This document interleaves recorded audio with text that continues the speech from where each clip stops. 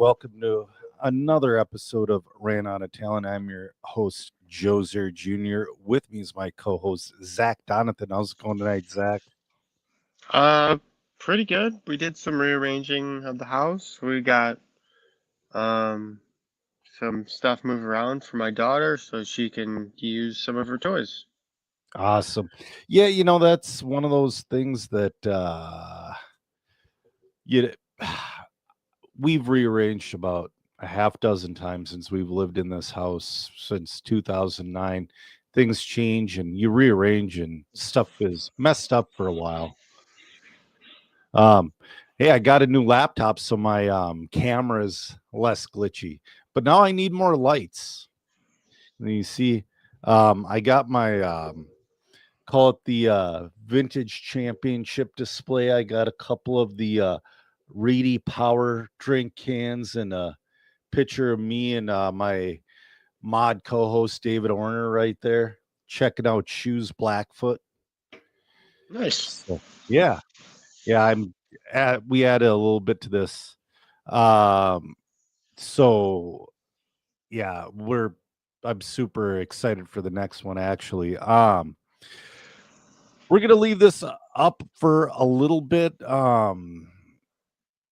We're gonna share this display if I can get it back up. So a few episodes back, we talked about a good friend of mine, Dale Reek, who plainly put tried to take his own life. He survived and things are going better for him. Like he's recovering. He's out of like the ICU and I think he's in rehab or whatnot. But all that is pretty spendy. And we have a GoFundMe up here for him. Oh, let me bring it up. For some reason, there we go. So we're going to leave this up for a little bit. Up there is the QR code. Um, and all the money goes to Dale Reek. And he's been a huge help in Minnesota racing the past like 7-8 years. The dude's an awesome guy. Cam One Bree checking in from Twitch. Do you think that's a real viewer from Twitch? I don't know. Ask him to say hi. They said hello, but we'll see if they're still watching. Hmm. So, have you done any racing since we've been on last with Nate Sutherland? Oh, Uh, Cam One Bree's real. Sweet. all right. Our first real Twitch listener. um. Yeah, I got to race this last weekend actually at the lower level. Uh, Awesome. some mod touring car. Got to see my buddies, Phil and Tim, Hollywood, and just kind of everybody that I grew up racing with, became friends with over the last, 10, 20 years. Yep. So it was really cool and got to knock some rust off. Um, so Was the last time you raced was Christmas Classic? before that, no, it's actually I went up to the lower level for a Sunday race they had. Okay. Um, so we were up there for Christmas and we stayed one more day. Awesome.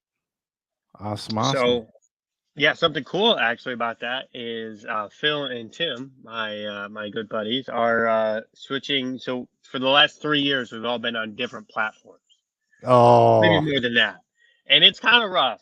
it And is. so, you know, I don't know what exactly brought about their change in platform, but they're all on the new X-Ray now. So I don't have Okay. the new X-Ray yet, but I still got You to will. help out. Maybe. Yeah. Um, we'll see. The 25 still, I mean, it's not like it's a completely different car. It's just Yeah. 1 year younger or older. Right. Um, and so yeah, so I got to help out Tim with his new car a little bit, and kind of he picked up like um almost 2 laps. So instead Oh, of being 3 laps down, he was only 2 laps. I'm not gonna say what he was running before, but he was it looked good. It just wasn't fast. okay. So Cam, if you got questions, if it's RC related, we try to answer them the best we can. This one we have a few topics to talk about, but we don't have a ton, so fire away. So, anyways, keep on going. So, so Tim got within about 8 seconds of That's good. of my personal best time on the layout, which right now I'm the guy with the car that worked for a while. So Yeah. that's all that is. They're more than capable drivers, and I'm sure they will be giving me a run for my money come King of the Road in 2 months. Good. So You need to be challenged. You absolutely there do. are plenty of people that challenge me, including myself. Is Del Judas and Bussy going to King of the Road? Dale Judas I can't speak for him, but I assume he's going. He goes every Okay. year. He's the first king, I believe. Okay. And Brian sometimes goes. Okay. Sometimes not. If Brian goes, it's going to be hard to win. So if you guys don't know, so let me tell you the date of this race, and then I'll tell you what it's about. And I'm Yep. getting really excited because I got to I see love it. the car that we're going to use for the IROC race. Okay. Yep. Which I've never driven one before. I've never seen one in person. I got to see a picture of the car. So the race date it's a 1-day race. Is Saturday, March 7th. Mm-hmm. The track is the lower level in Niles, Michigan. It's just over the border of Indiana. Tons of hotels, nice place, lots of food. If you're flying in, you can fly into O'Hare and rent a car, or South Bend and drive up. Either way, they do have a Friday night practice slash a race. Club It's like race. a club race. Yeah. Yep. So what the event is essentially it's a Reedy style format. Mm-hmm. So every time you go onto the track, your points count towards your finish, and then I don't remember how many classes are going to be selected, but let's just say there's 8 classes that are going to be selected to be qualified to be able to participate in the IROC race. Okay. So whoever has the lowest points in those classes would be the winner of that class, and then you go race in the IROC race to determine who is the king of the road. Yep. Now, I think that's pretty cool. The chassis itself is I've seen a lot of stuff. I've never seen this before. I've never driven one before. There is probably going to be one person there who has driven it before, and that's the maker of the car. But he's got a slight advantage, but I think I can win it. If I gotta give him the old bump and run. What car? I don't even know what it's called. It's like a 10 scale, 12 scale, 2-wheel drive thing. But Is it's it like different. a RJ Speed Bowlink type of thing? No, it's its own. Like, I can't say too much because anything's not announced yet. But I'll say there's probably only 2 or 3 people on this earth who have driven one. So it's going to be pretty. The one guy who made it is going to be there. Assuming everything goes well, and so and maybe I think Scotty Ernst is going to announce it. Awesome. We have to wait to hear back. I think the other track in Vietnam or something. If they don't get their facility up in time, then we'll have Scotty. If there's an Asian race, Scotty's there over anything. Yeah. What I was going to say though is we discussed this whole IROC scenario when you're in Minnesota, and I really hope it's like the real IROC. One guy builds and sets up every single car exactly the same. That's the way IROC was back when. And it really showed the disparity of drivers and showed who was in a good car and who wasn't, because they would take drivers from every discipline, champions of every discipline of racing. And on NAS is usually NASCAR weekends, but there were some IRL weekends, all that stuff. And the night before a big race, all these champions would meet up at the track and race these cars that were set up exactly the same. So Yeah, I hope it's like that. so that's what's going to happen. We're not going to have access to the cars or anything. We're Right. going to have one 10-minute qualifier on one battery. Another battery is going to be charged, Yep. put in your car for you. I love it. And that's it. I love it. All there is.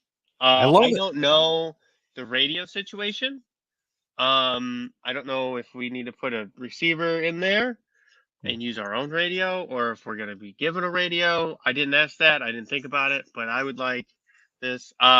March 7th at the lower level. Oh, Michael Wortel, check it in. How's it going, Michael? Yeah, no, I'm excited for you with that one. Chris Mueller's wondering, when is the Euro truck race? It's a Euro truck, but it's got an Opel touring car body on it. It's a TT01 Enduro at the Hobbyplex, and that is in 2 weeks, February 1st. We've been talking to you about. We were talking to you about what to do, and then it's kind of funny. We kind of talked over a little bit last episode, but that enduro race. So Shu is flying out from Kentucky, lives a few hours, I believe, east of you. Mm-hmm. And then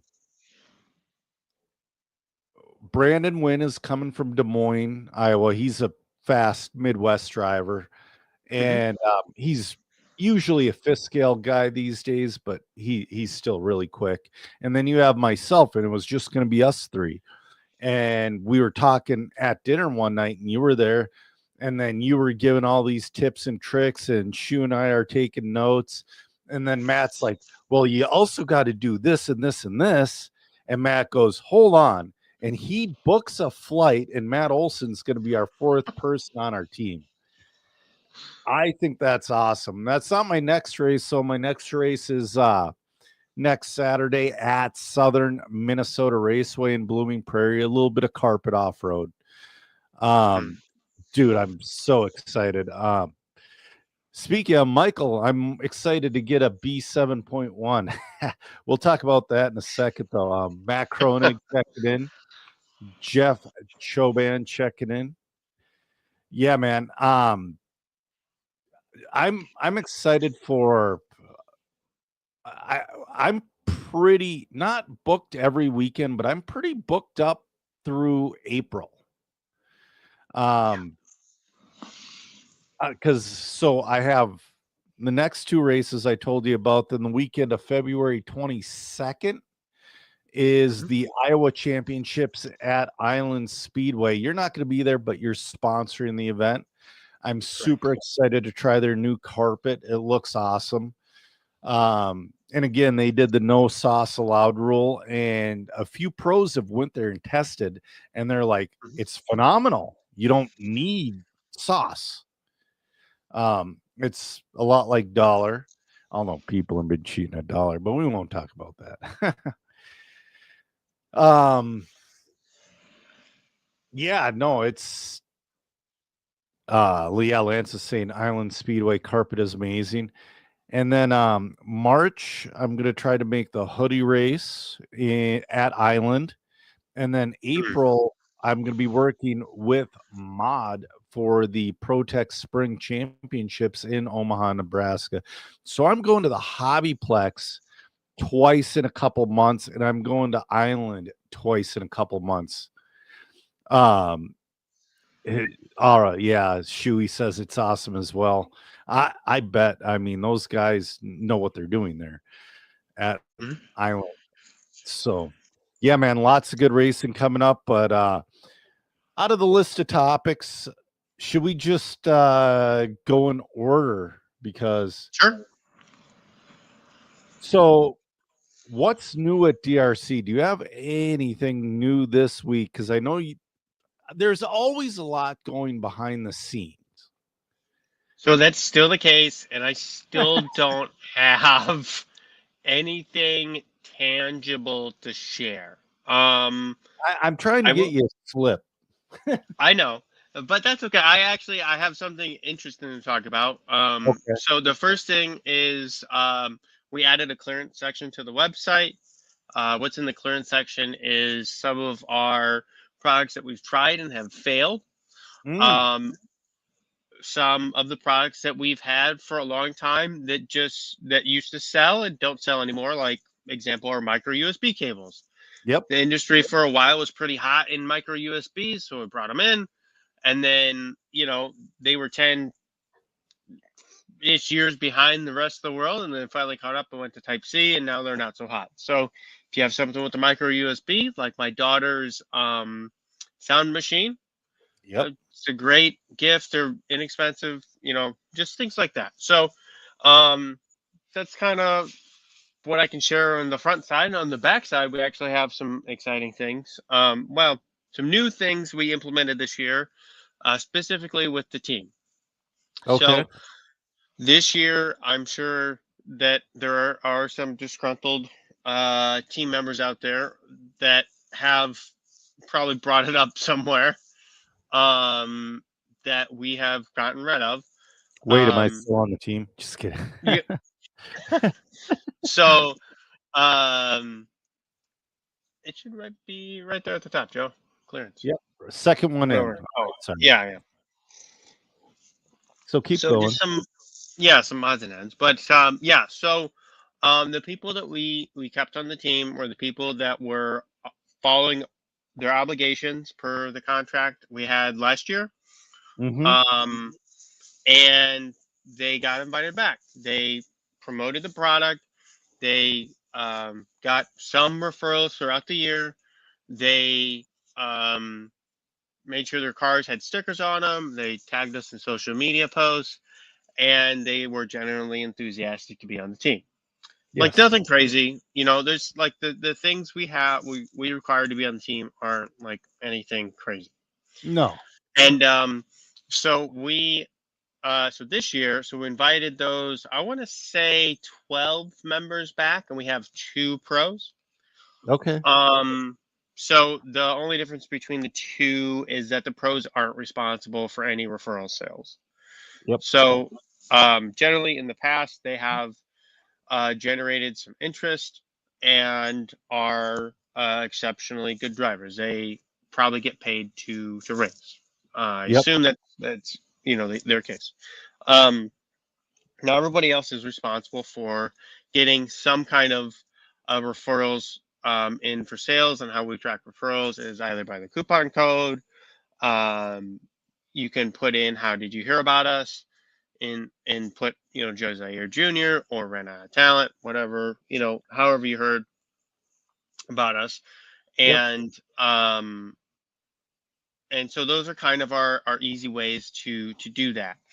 Now, if let's say Joe, your friend Jeff, he put in that he heard about us at the track. Well, I can't really attribute that to you. So right. That's kind of how we do things. We try not to be too stringent on that, but you should be able to generate a couple of these a year that are worthwhile.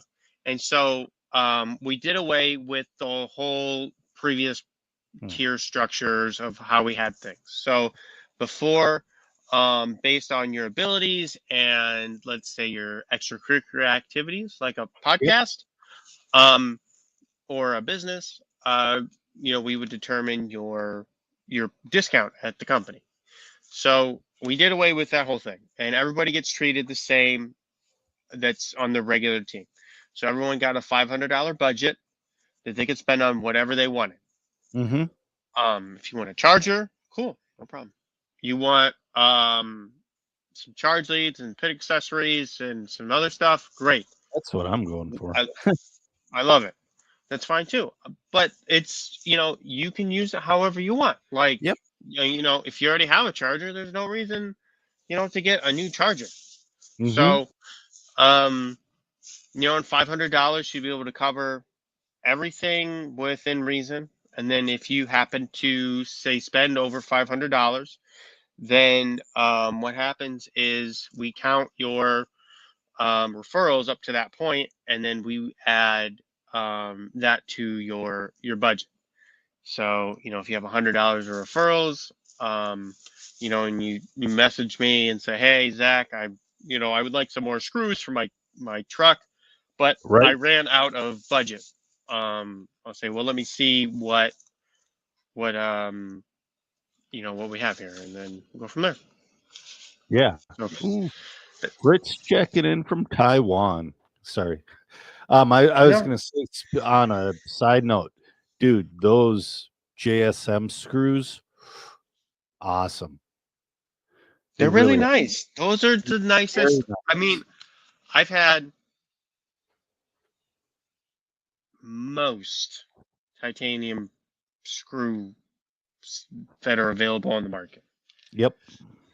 These are the nicest ones I've been able to handle. I can't say I've had them all because there's so many of them, but There are. most of them are, I'm going to say, industry standard. Yes. There are a few nice ones out there that are different. Yep. And so that there's nothing wrong with that. But the JSM one's really nice. So JSM is a Chinese-based company. Like, he's a guy from China, doesn't speak English. So DRC is the U.S. distributor for his products. So if you own a hobby shop or a business and would like to carry them, you have to ask and go through me. If you're a retail customer in the U.S., I'm your Huckleberry. So if you guys don't know, the Chinese New Year starts, I want to say, like February 15th or something like that. It's coming up because, yeah. So, and then they'll be done until March 5th. Yeah. So pretty much nothing's coming out of China for a month. Yeah. And starting that production and the backlog and all that other stuff, it is a pain. Oh, yeah. I bought so much stuff. Oh, I bet. Fritz is in Texas for a bit, man. He should come up and race in Minnesota. Doug Reek checking in. That's Dale's older brother. We had that flyer up earlier. Yeah, dude. So I have my B84 outfitted with JSM screws because when I bought my B84, J Concepts did not have a screw kit for it. And that's how I know. And so most of them, they were in my I used my driver. I did not use my hand wrench. So I'll say a brand because I love most everything else ProTech does, but their titanium screws are, at least the last time I tried them, they were not good. Most of everything else ProTech does is wonderful and great, but those titanium screws were not good, and they would strip with the driver. The JSM screws held up great. Oh, Matt picked up a couple of the JSM pinions. I got to do that. I got to do that for my new B7.1 that's going to be on the way soon. So if you guys race on like any type of like dirty surface that has rocks, yeah, these are the ticket. Those titanium pinions, because the aluminum ones, from experience. Yes. First time out on asphalt track, brand new pinion, brand new spur. First time out. Come back, I've got a rock stuck in my pinion. Yep. You know how many rocks have gotten stuck in the titanium pinions? This many. Yeah. They're super strong. Exactly.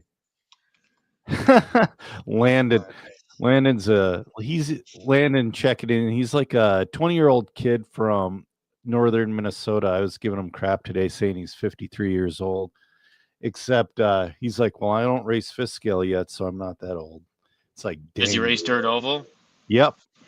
Well, yeah. See, automatically, you race dirt oval, you're my age or older. I don't care what your numerical age is. Speaking of though, today I really started missing dirt oval. I'm not there yet because I really love carpet off road.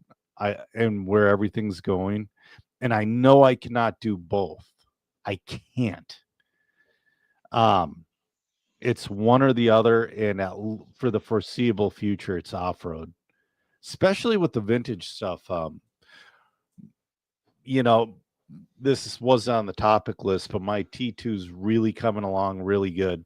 I have all the modern 5.5 millimeter ball studs, modern ball cups, up not modern but new steering rack for it, carbon fiber towers, all the good stuff. It's going to be ready for that vintage event.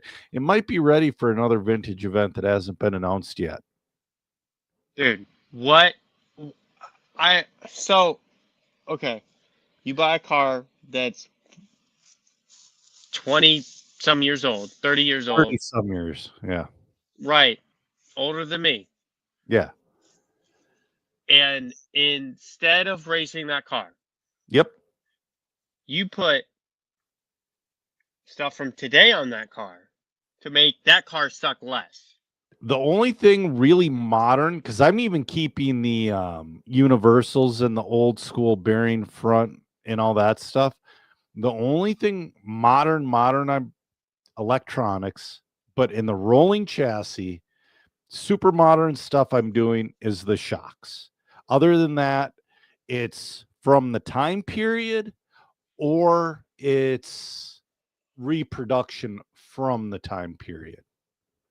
I see like these companies like, and I think that's cool. If you want to build like a hybrid, whatever thing and race it in the modern buggy classes, Yeah. like, and see how it does. Okay, cool. Like, but I see all these companies coming out with these different parts for the vintage cars, and then these guys are running them in the vintage classes, and I just don't Yep. understand. Like, I think it's really cool to go race a vintage car Yep. and then enjoy what the vintage suck with that.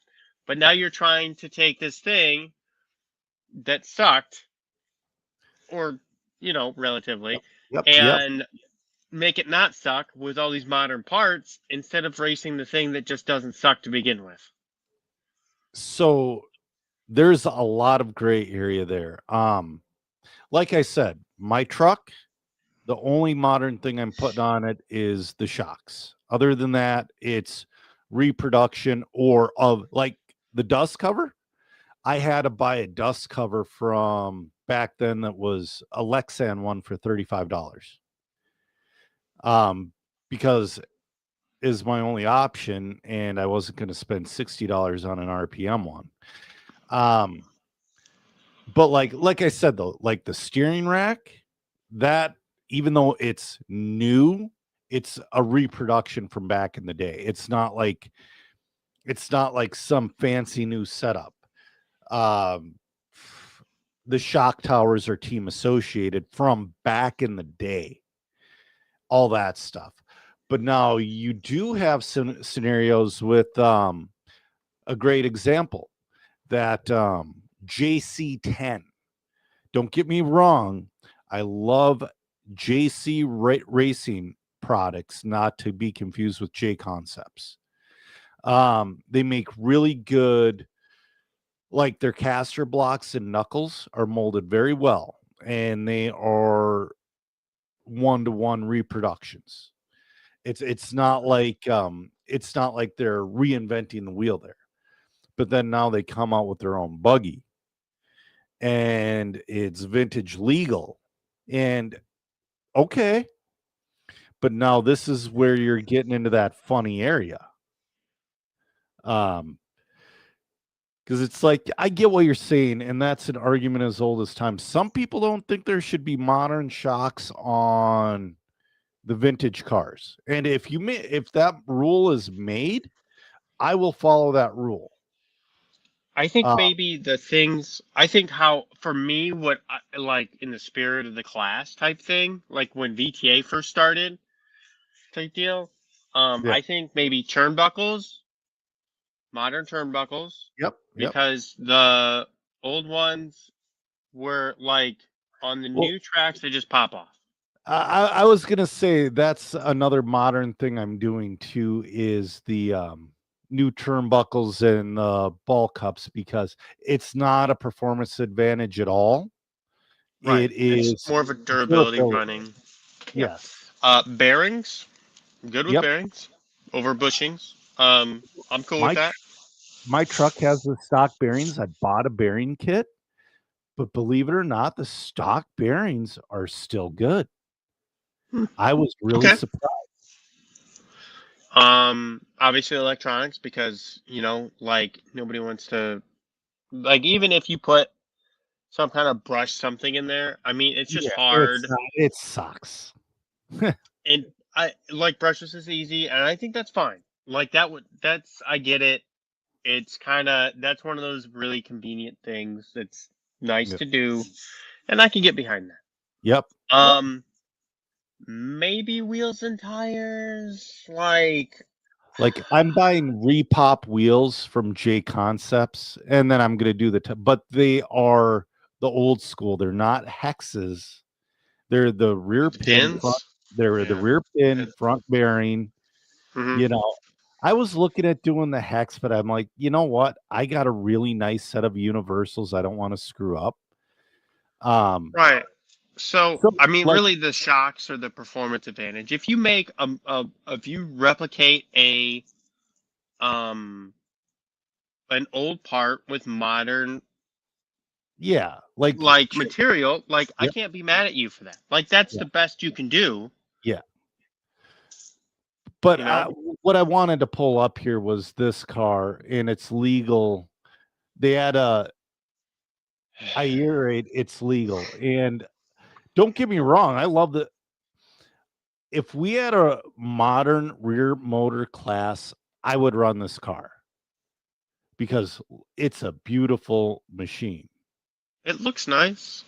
But I it mean, is it's time period ish. it What's that is, supposed but to be, a it's not. B3? No, it's supposed to be a team car. Yeah. Right. That's supposed to be like your team car ish. And Kevin Van Aert had one at the vintage race because I told him to get one. I said, dude, if this car is legal, get this car. And he did. And it's a great car. It Um, looks better than most of the vintage cars. because it's, I mean, look at the chassis. And you could say, well, Right. they had a graphite car, not like this. No, that Nothing. was different.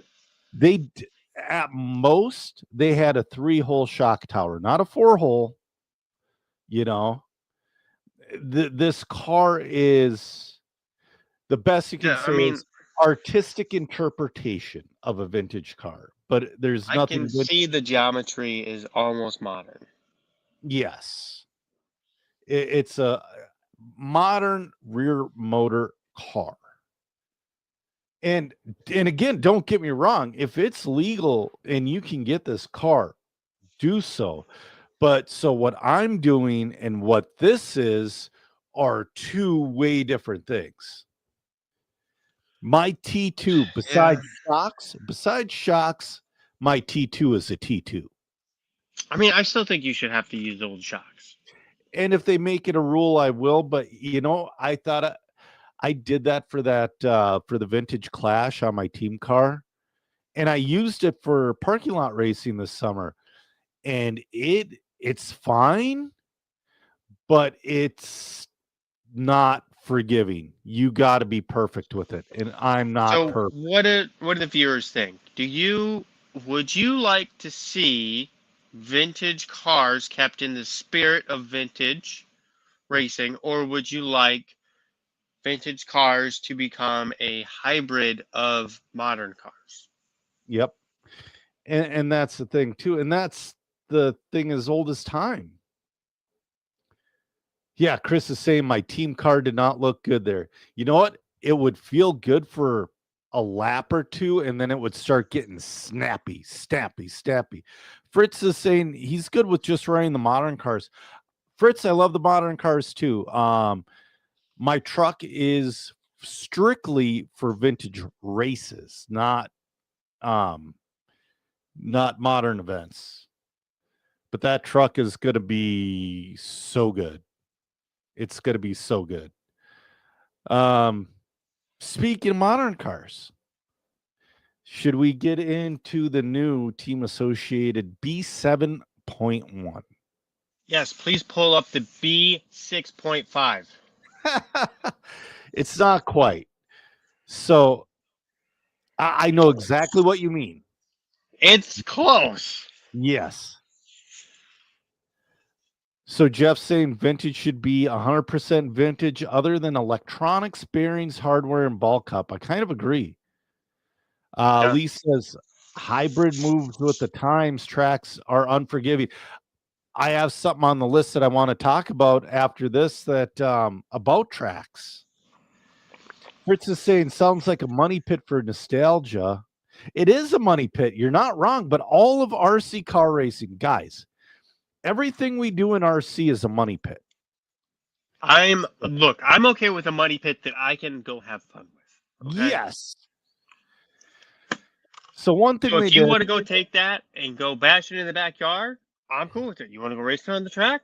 That's fine. But like, Yeah. don't say like that's a different thing. That's a Yeah. I don't know. Back to the B64.5. I'm sorry.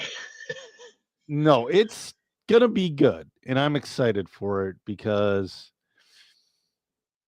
they tried some things that didn't quite work out. It still has a little bit of a narrow rear pivot, but they got the wide front pivot on there, and they got the -2 block up front.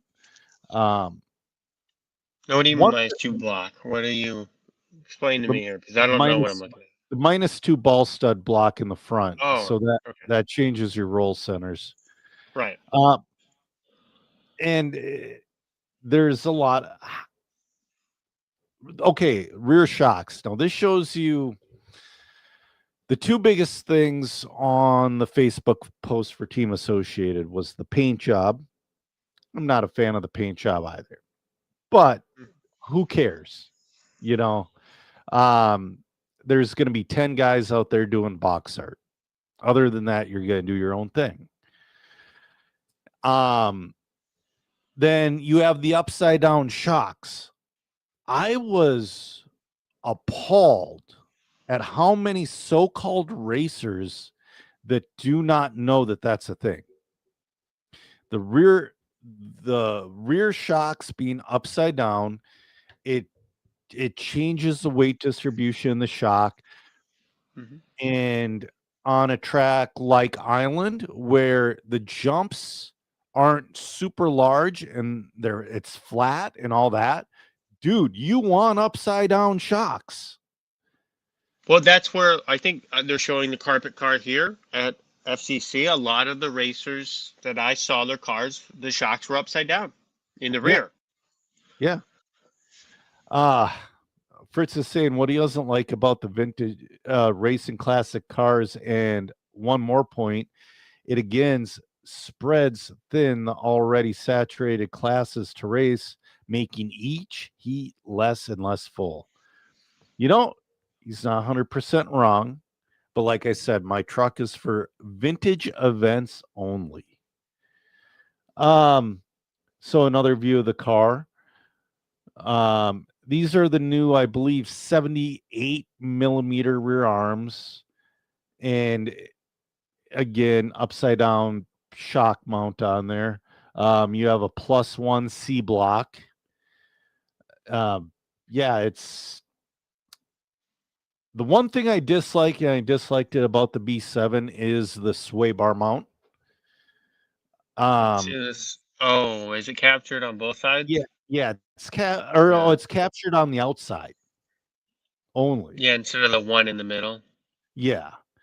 And why I don't like it is because obviously you can tighten it too much and it binds, and you don't want that. And then, or you get it too loose and something jumps out of the way and your sway bar just falls off in the center. I've had that happen as well. Okay.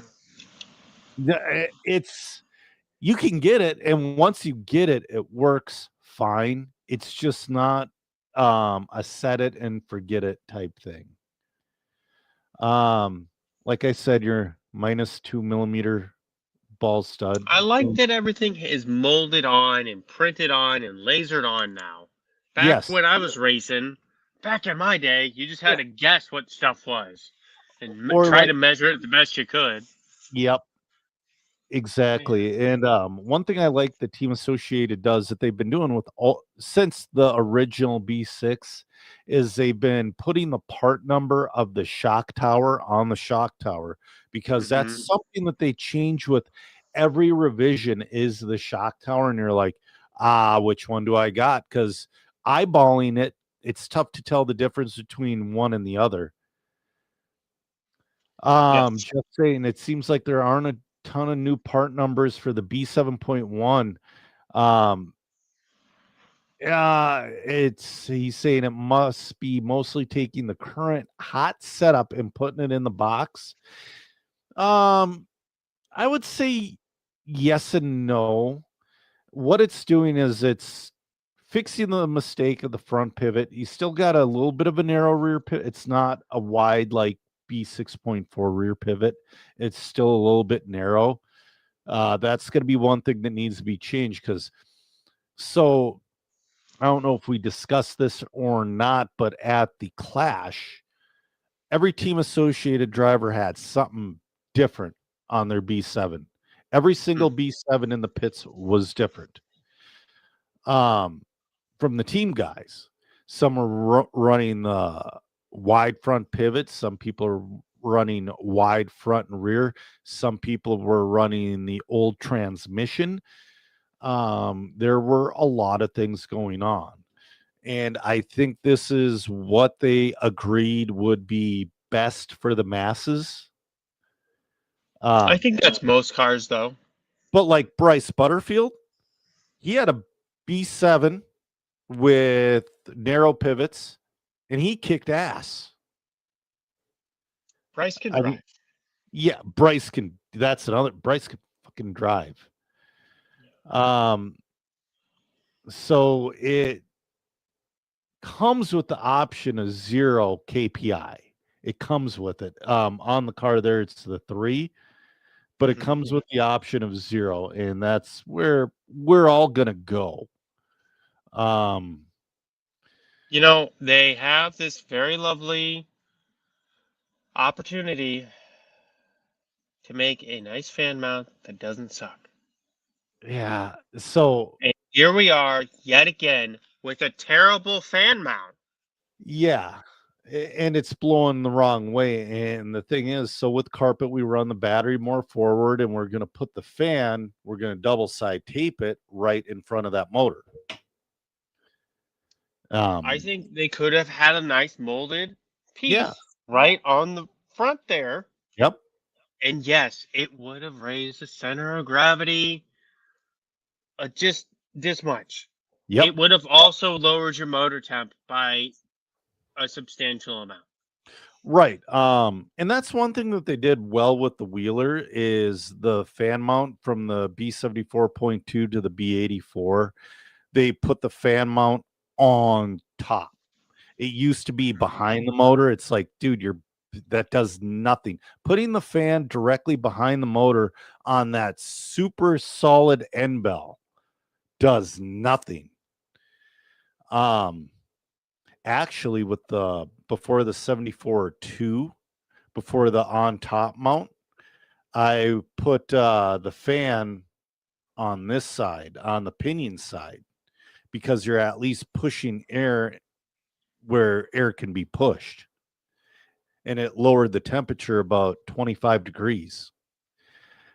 Yeah, I'm trying to figure out I'm going to make a 3D printed mount, I guess, and fix this problem myself.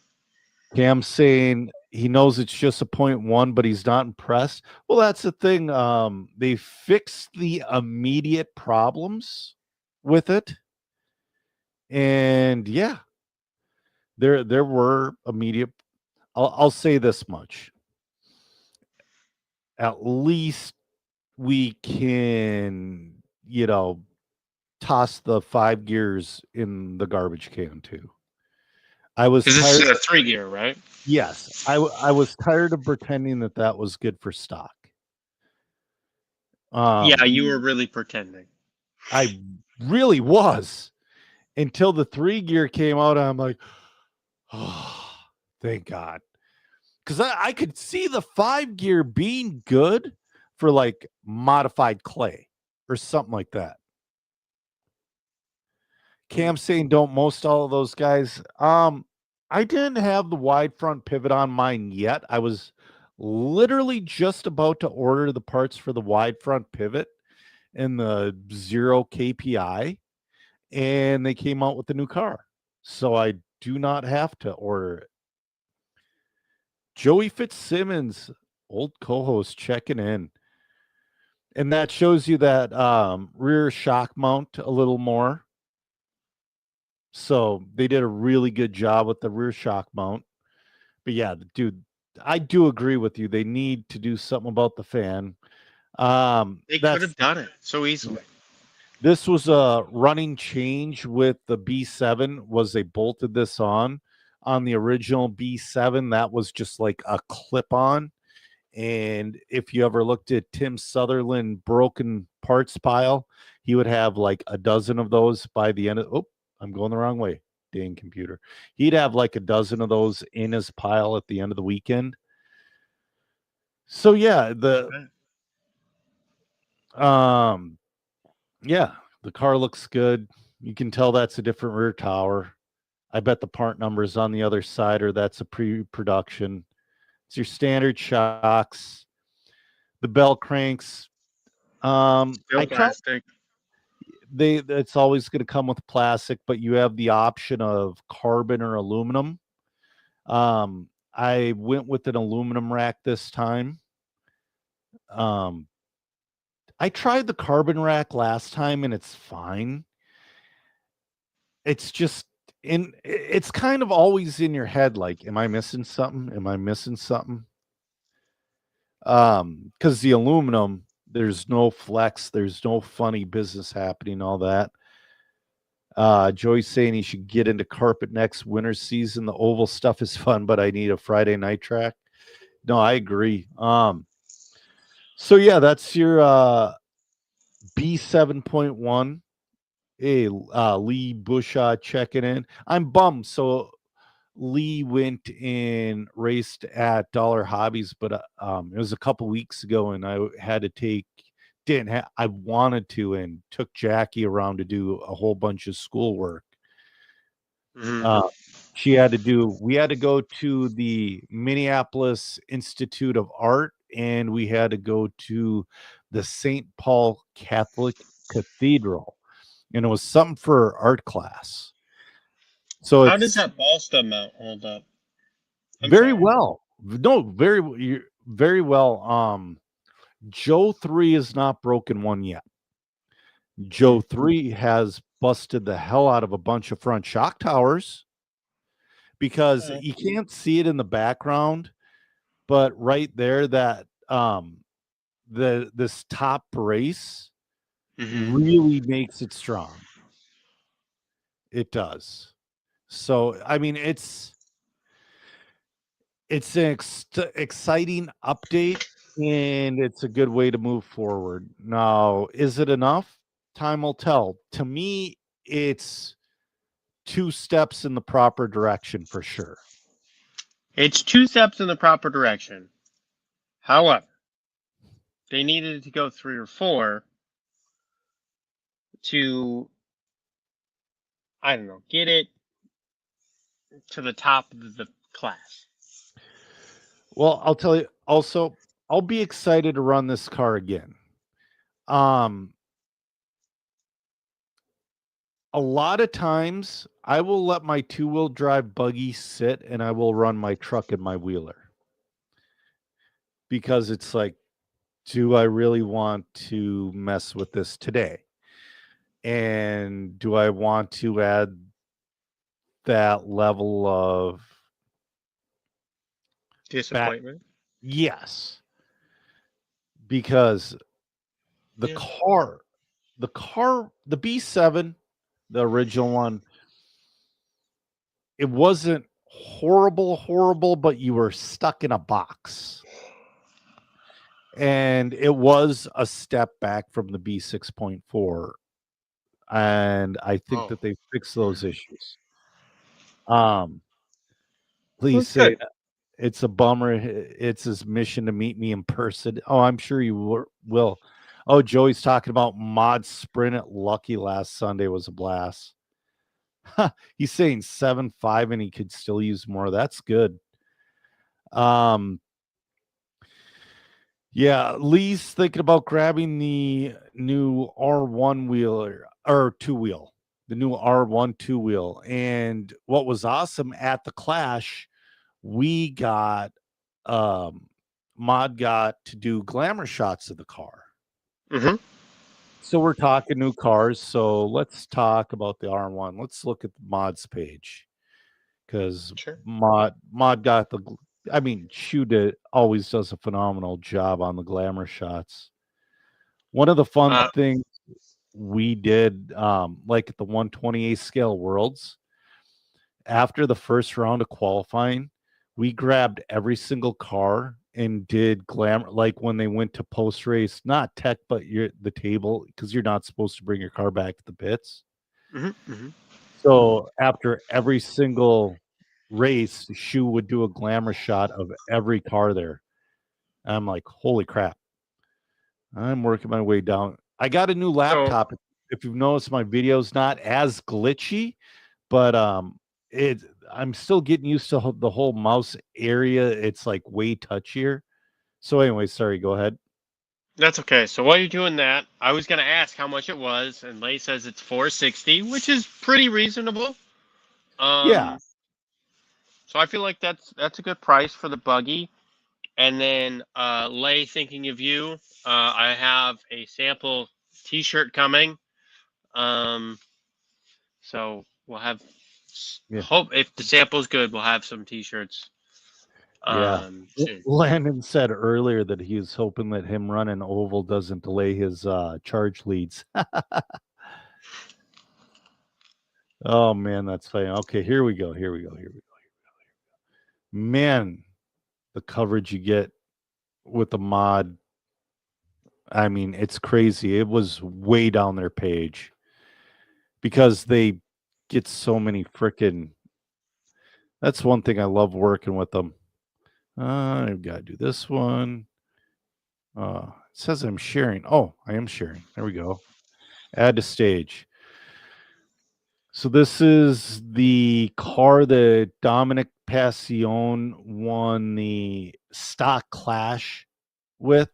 So he took second or third in the regular race, but he won $3,000 in the clash race.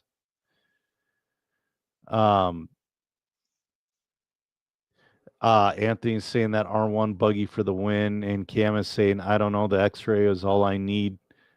Oh, dude, yeah, they're all. I wonder. Oh, look, in this configuration, I can kind of understand why the fan where it is. However, Yes. I still think it would have been nice to have a top mount because there's plenty of space back there. Because like most of the bodies don't dip down that far, and like so, a little frustrating again on that. Like I can kind of understand it, but you can include a little mount, like you know. But like right here, like the front pivot and the shock tower is like everything else. Same with the front caster blocks, knuckles, all that. Yeah, it's just a really sleek looking car. A lot of machining went into this car. It really did. Yeah. Did he get there's the hubs. And I'm wondering, did he get any shots of that transmission? Because that I don't think he has any like straight up shots of it. Well, that might be on the R1 Is that a new R1 motor? Is the V30 have chrome like that? I think so. It might Okay. just be polished. You can polish it. Yeah, I suppose. But I mean, Yeah, it looks like that. I mean, Dominic, flip your pinion around, brother. Jeez. So I'm being told, yeah, that's a V30. Yeah, dude, and for most people, they would run the battery sideways instead of inline. Most people would. It looks like they got a carbon steering rack, so we'll go. I don't think you got any of just the steering rack, but it looks like a carbon steering rack. But yeah, man, it's exciting that there's another legitimate player. I'll call them because let's be real, new cars come out just about every single week. Most of them are mediocre to shit. And it's good to have another legitimate player. I don't see where the buggy is available on the website. It's not yet. Oh, well, that wouldn't be. Okay, I well, I'll go forget back where to the they Facebook page. Yeah, I forget where they It's on put the the price. Facebook. Yeah. A lot of their stuff, like I've been on their webpage, needs a little bit of help. It's just like a lot of companies' web pages, just too much junk on it. Yeah, that's one thing too. Anthony's saying, so we got Anthony Swift here talking about an off-road car. I That mean, is wild.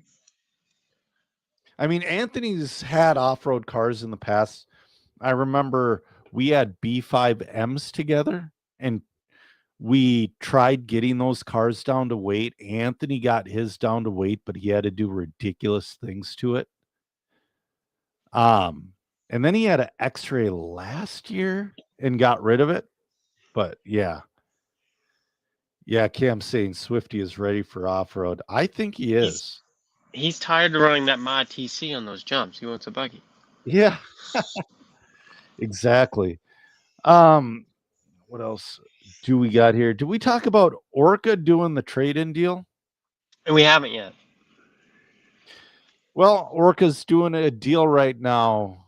They basically said if your motor has failed tech, they will swap it for one that will pass tech, which is pretty cool, I guess. Well, they had to. So from the Roar side of things, so Roar caught Orca cheating, essentially. Yeah. Is the short of that, and maybe cheating's not the right word they would like to be. It's my word. Yes. It's not Roar's word. It's my word. Yep. Because they were caught using wire that was bigger than what was deemed allowable. So, okay. And for select motors that just happen to have names of their team members lasered engraved on them. I hate when that happens. You send it out to the laser engraver and he puts bigger wire in it every time.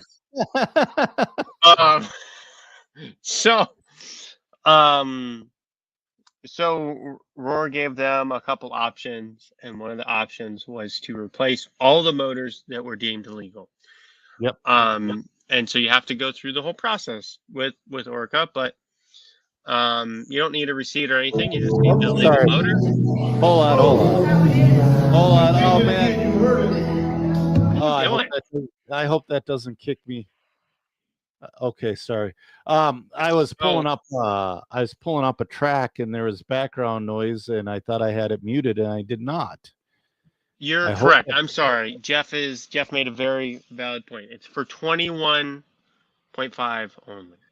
I want to say they have a whole. Yeah, go ahead.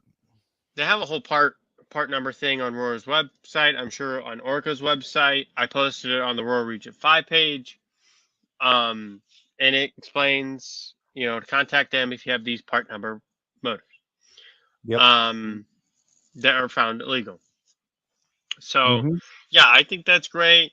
It's a pain in the butt for the customer. I'm glad that Orca is sticking up for their product. Yeah. Orca is one of those companies that I always forget is there. I know back in the early brushless days, they made one or two ESCs that were not legal. And so after they did that, I don't want to say I ignored them, but I kind of forgot about them. Do you mean last year? Was it Last year last they year? made illegal. Last year they made some illegal firmware. Yeah.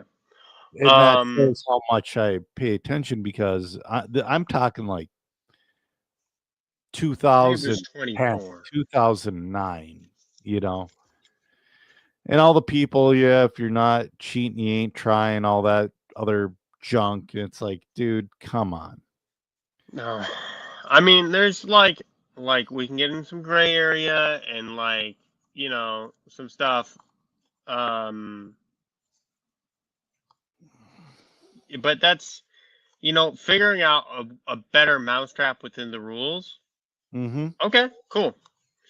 But if you're using, say, big wire and then still getting to a resistance that meets the minimum resistance, then you know, You that's can't be doing the illegal. big wire, Right. dude. I mean, this rules that's how it is. Yeah, they said kick my ass with one of those motors. Yeah. Yeah, that's the thing, man. You can't be. Yeah. Anyway, what So you good for them. can't say it's unintentional when they do Yeah. things like Oh, that. you can't just make three. No, it's not. It's not how making motors works. You don't Yeah. buy. You don't just happen upon 10, 15, 20 motors worth of big wire and the Yeah. rest is regular. That's not how you buy wire. You Isn't that can't what, buy. yeah. Isn't that what happened with Trinity with like the D3.5 and a couple other ones?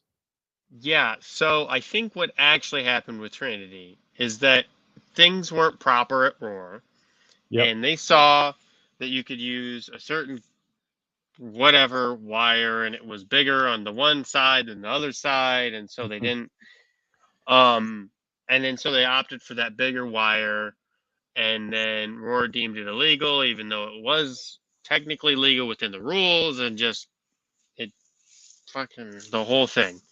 But Yeah. yes, but they produced all the motors with the bigger wire on purpose, regardless if they did it on purpose according to them or not. Like, you just don't. Either it was poor quality or nobody bothered check. Like, just so many things. So many things. Yep. Yeah. No, I hear you. Couple more things. Well, while we're speaking of rules, one thing that bothered me the past 2 weeks, because even though the racing at the Clash was super super tight, um, it was mostly clean racing. And then last week and this week we had Silver State and the Chili Bowl. Oh, right. Okay, I didn't see the Chili Bowl, but I know what you're talking so about with the. so I went and I watched the whole Chili Bowl A main for sprint car, and just about everybody should be ashamed of themselves, including Ryan Styles Harris. Um, that was an absolute terrible main. And then we had in the e-buggy main for Silver State that move with Fee Long against Ryan Mayfield. What they didn't show is Ryan Mayfield pushing his way to the lead the lap prior. They didn't show that. Well, that still doesn't excuse Fee's actions. Right. Well, But and it's kind of like, if you we look at talked that, about. Go we ahead. have, but I think, honestly, it's really, So what I think happened in that Yeah. is Mayfield got loose. Mm-hmm. Fee was expecting him to go and And pass him maybe in the next corner. sure. And instead, because Fee didn't think his car would be there anymore, so he hit him. Yeah. And then because it's open wheel racing, instead of bouncing off each other, one went over, one went under, and then the pipe wasn't secured properly because It can't be. I don't know. It's just I mean stuff happens, and that's a really weird spot. Yeah. That But was yeah, so kind of a no man's land. but that's what happened, and I feel like it's a racing incident. I think Fee Sure. went in a little hot, but was his intention to punt Ryan? No. Fee's car went through that corner way faster than Oh, Ryan's car. And Ryan didn't go. And I don't know what that cause was, but that's what it looked like to me. yep. So what I was going to talk about. Yeah. Go ahead. So we all spend a shit ton of money to go to these events, and we get very little track time. And I hate to say it, we get very little value for our money. We go to say we went to Silver State. Who cares, man? But you're going, and you're spending a ton of money. Yeah. Well, what's another $5 at that point to where you can hire a referee or two? So let's say so Silver State was just over 600 entries. So let's say you put $3,000 in a referee pool. Because I mean, Realistically, I don't think that cover. I think you need 2 referees you per would need race, to. regardless of track size. Sure. And that's my thought for the Chili Bowl is to have one marshal or one ref watching the front straight in turn 1 and 2, and another ref watching the back straight in 3 and 4. And yes, you would, whatever, say $10 in and call it $6,000 and have 2 refs or whatever. This has become more than a common theme. And another thing is the threat of a referee being there would take care of 80 to 90% of it. I guarantee it. Because you and we had an intelligent discussion about it. Mhm. Now, if you go under that live RC comment feed, it is diarrhea from the mouth. Some people say that was the cleanest pass they've ever seen in their life. I'm like, oh my God, what are you talking about? And these oval guys are driving like they know how to fight. But I'm sorry, having a scraggly beard down to your tits and saying a movie line that some stupid Hollywood writer wrote. Some Hollywood writer wrote in a movie saying Robbins racing because he thought that's what all the inbred rednecks want to hear. That has never been said before Days of Thunder. That is not a real thing. Rubbing like that is not race. Yes, getting in a little bit to the side, whatever. Like I watch Joe 3 race a lot, almost every time. And when he gets into somebody, let's say it's questionable, I make him stop and give it back. You ain't earn it. But Well, yeah, and that's the thing. That's how I grew up too. If it's like, if I get second because I can't produce a clean pass without racing incident. And I've won with a bump, and I've won because there was a racing incident, and like you were going in the corner and I tapped you, and like, did I make you spin out, or did you go into that corner really fast and I tapped your car just barely, or vice versa? Like, it's kind of hard to say exactly what's going on. My intent's to win, but to pass with clean. Like, if I have to push you out of the way, if we're side by side and and we're coming up to a corner, I'm Yep. just gonna back off because Yep. like it's not worth ruining it. I would rather get that second place than that 12th place or whatever. But I wonder what that contingency money's worth from second to first.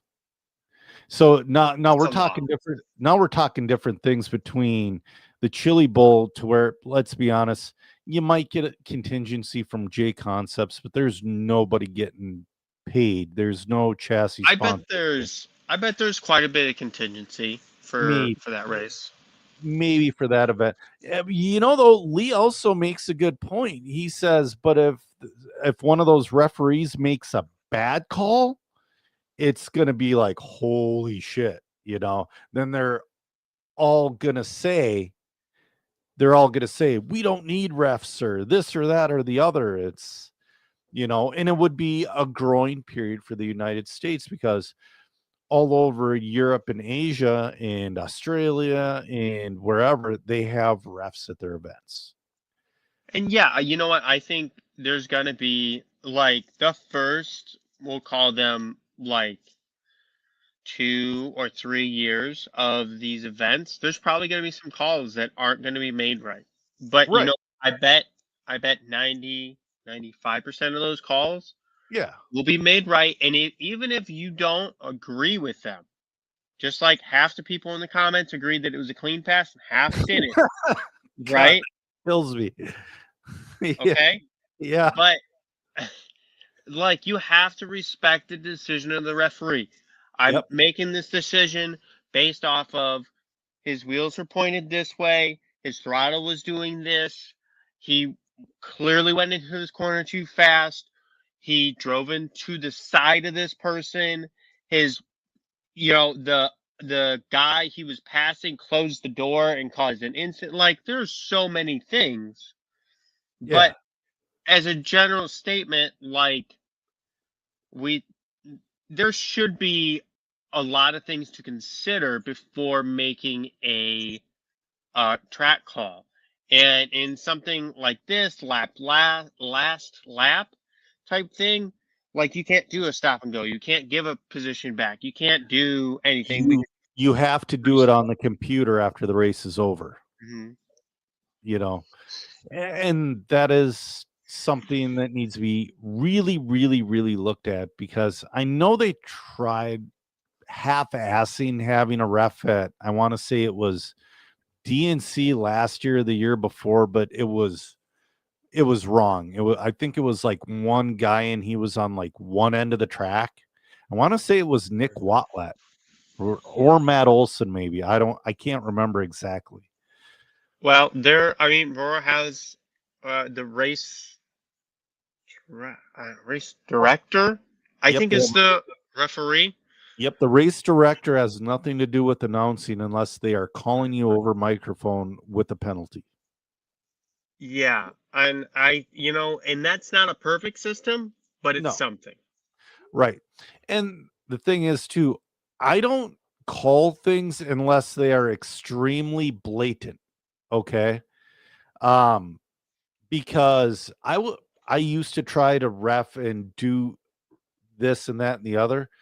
And then there was always a guy, well, what about that guy who took me out for fourth place? It's like, I wasn't watching fourth place.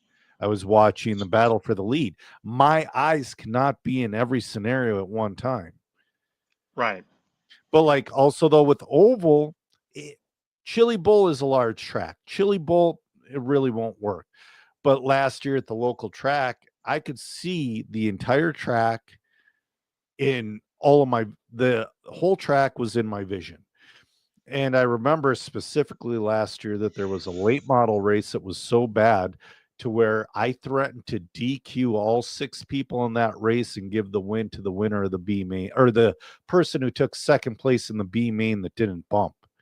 Because, dude, it was that bad. And it does get that bad. But, and again, though, the guy announcing, so like Scotty, he really can't call it because, I mean, he can call the leaders maybe, but Scotty or Jimmy Keenan or Lance McDonald, when they're Pick your trying to, announcer. pick your announcer. When you're looking at a large track and you're usually following along with the leaders, unless they're gone and you're calling a battle for third and fourth, because that happens. You don't see what's happening here or there or wherever.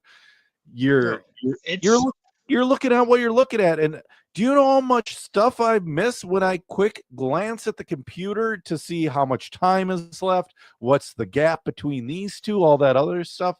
There's a lot of stuff. But to where at a large event where you're 400 plus entries, you've been doing it all day. You should have a referee.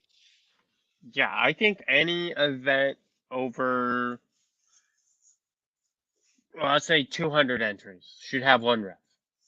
Like, it just built into the price. Like, hey guys, we're putting $5 in for a ref, $10 in for a ref, whatever. Like, you got at up to 200, you got one ref. Over 200, we're going 2 refs. If we get 205, I guess, one ref. But if you're at 225, we just get another ref. Sure. Make it nice for everybody. I know you're not gonna make as much money. You'll survive. Yeah. But yeah, I think it's important to have these referees. And even if, and you know what, tiebreaker, this, that, the other thing. But you know what? We also have the ability, most of these events with large turnouts have cameras now that catch these things. And it's not always, but most of the time, the events are caught on camera.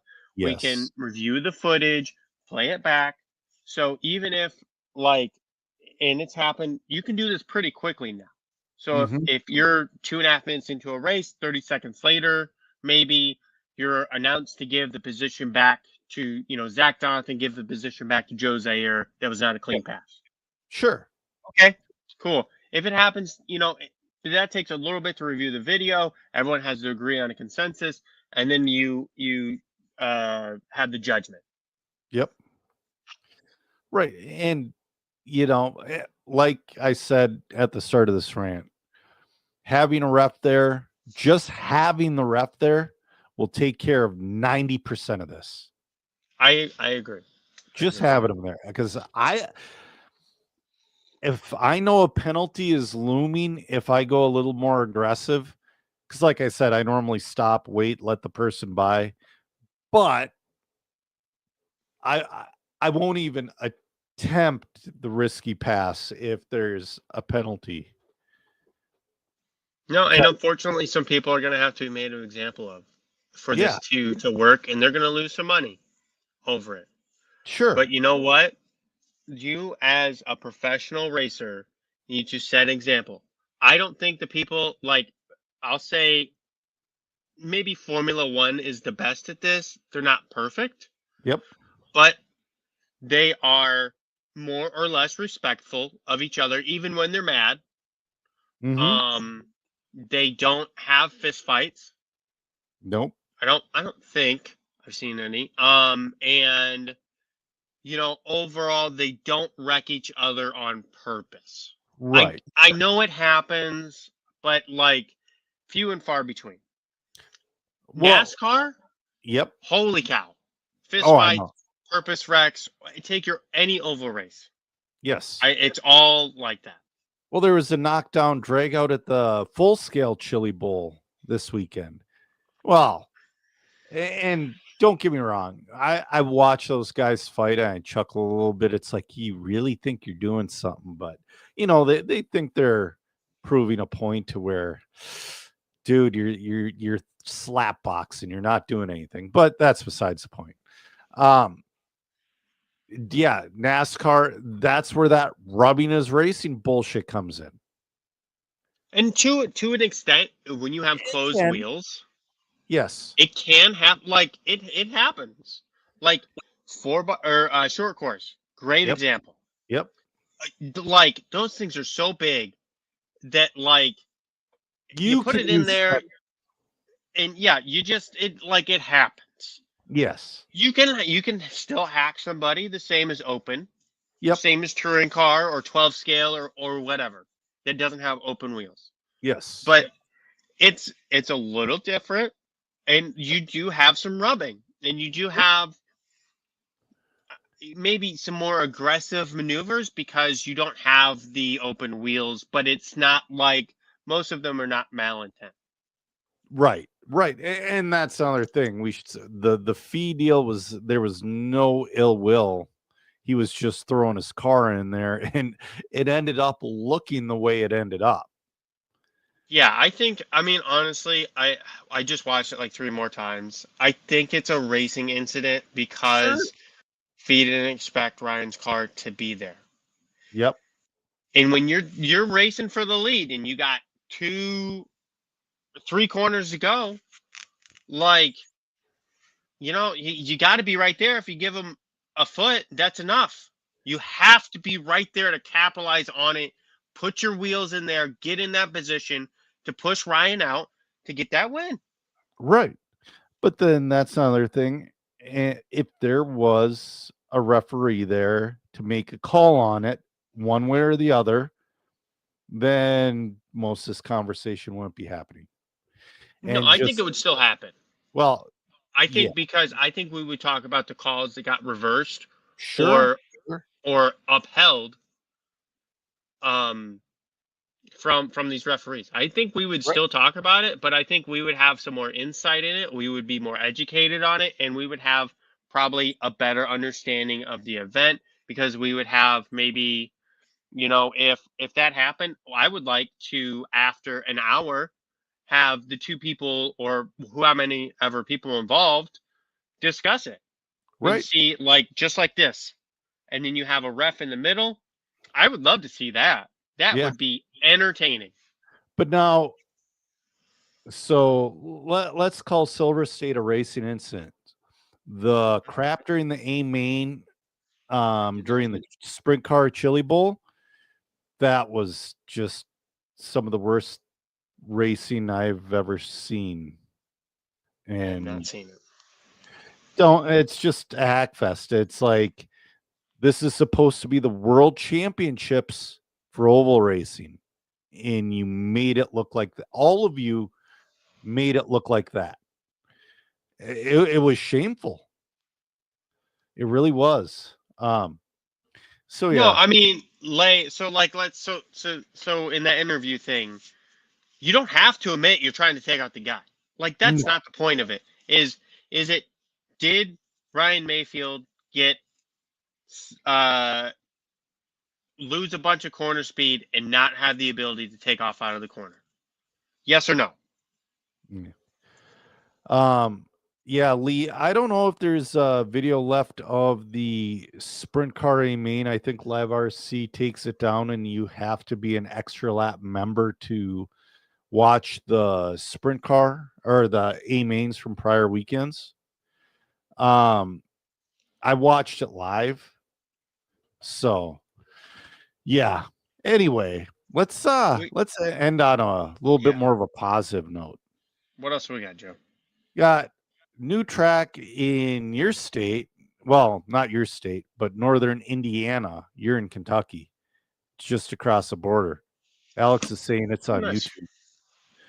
YouTube. So everybody that's saying that they want real dirt and loose dirt, well, here it is. You have 5-star RC Raceways, and they have a loose dirt oval track, and their off-road track is I was gonna try pulling up a video of it earlier, but it was playing music in the background and it was super loud, so that can't happen. But the dirt is that. It's not super packed. It gets character. It doesn't get blown out, it gets character. There's a little bit of a difference there. Because it sucks when it gets blown out and It's nice. yeah. In Plymouth. Oh, interesting. Yeah, Okay. Plymouth, Indiana. So I think it's like 2.5 or 3 hours That's from 30 minutes south of South Bend, Indiana, about okay. 90 minutes north of Indianapolis. Okay. So yeah, it's in northern Indiana, but yeah, everybody I've been looking at the old school groups and the guys who run vintage, and So, I've But also, I really haven't seen too much of the modern cars, but I'm sure they have modern cars, and I'm sure people have fun with it. There's Um, another track. I yep. can't. They're not. They haven't announced yet, but this year they're transforming one of their other tracks into a more loose dirt style. It's outside. Okay. 10 scale track. Cool.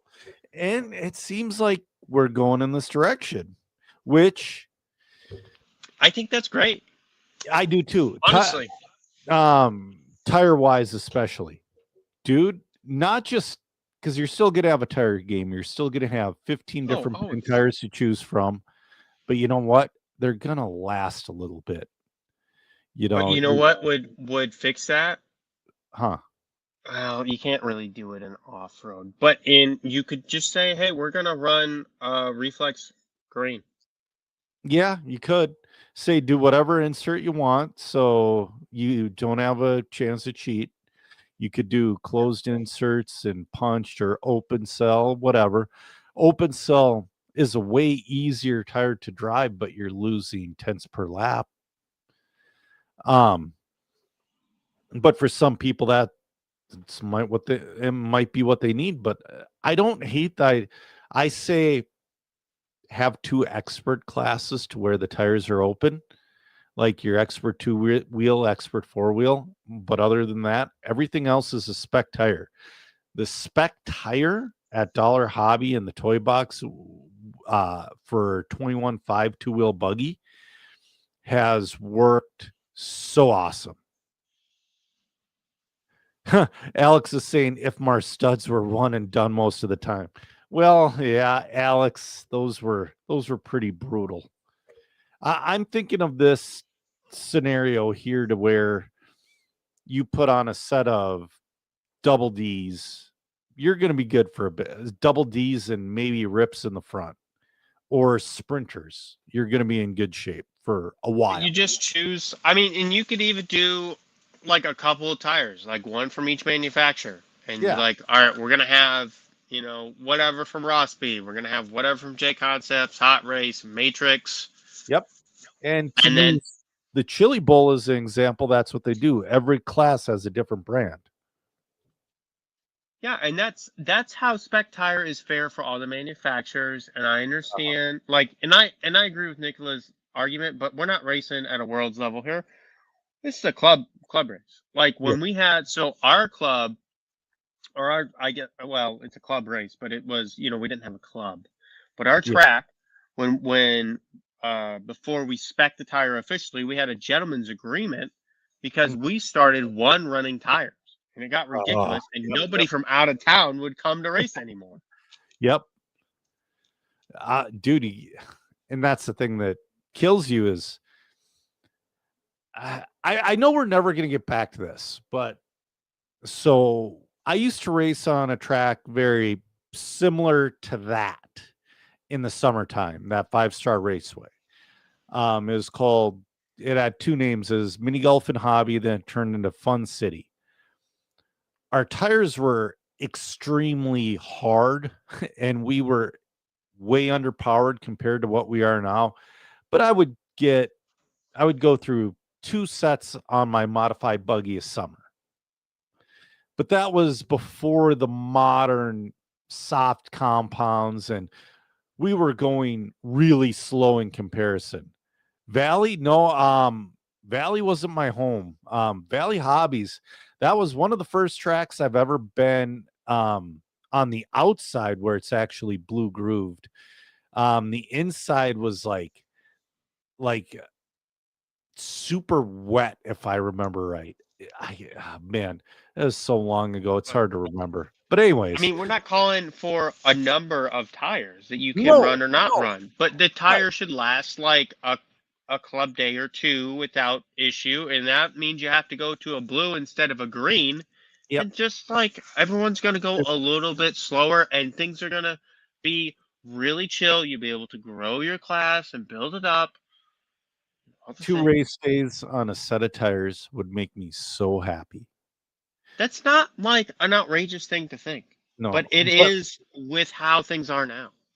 but at and again, an example, I don't know what the tire wear is at Island yet, but I've heard the tire wear is extremely low at Island, and at Dollar Hobbies.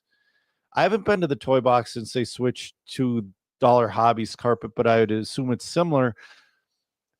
For a set of front pin swags, 2 run and done, usually on black CRC carpet. At Dollar, you got 2 race days out of it, and it makes me happy. And I'm hearing it's the same way at Island. Part of the reason is no sauce, but that's a whole nother spiel. And you're not saucing on loose dirt. But let's end on that then, Joe, because I gotta get going. Yeah, dude, I'm getting tired myself. We got a puppy. That's almost like having a baby again. Mm-hmm. It really is. He's about 3 pounds, and we named him Lenny Leonard after the Simpsons character. And then we're gonna get another one and name him Carl Carlson. So we have Lenny and Carl. So all right. Lance is saying at Island he used he's using worn tires. That's good. Yes. All right. Yeah, Jacob, we can't wait. I can't wait to be at Island either, but we're ending this. Yeah, potty training at -20. I'll tell you what, they get their business done really quick because I don't know what the temperature is down there, but up here we're at like 0, but feels like -20 because of the wind chill. It was that cold up north, but it's like probably 20. Yeah, I would kill for that right now.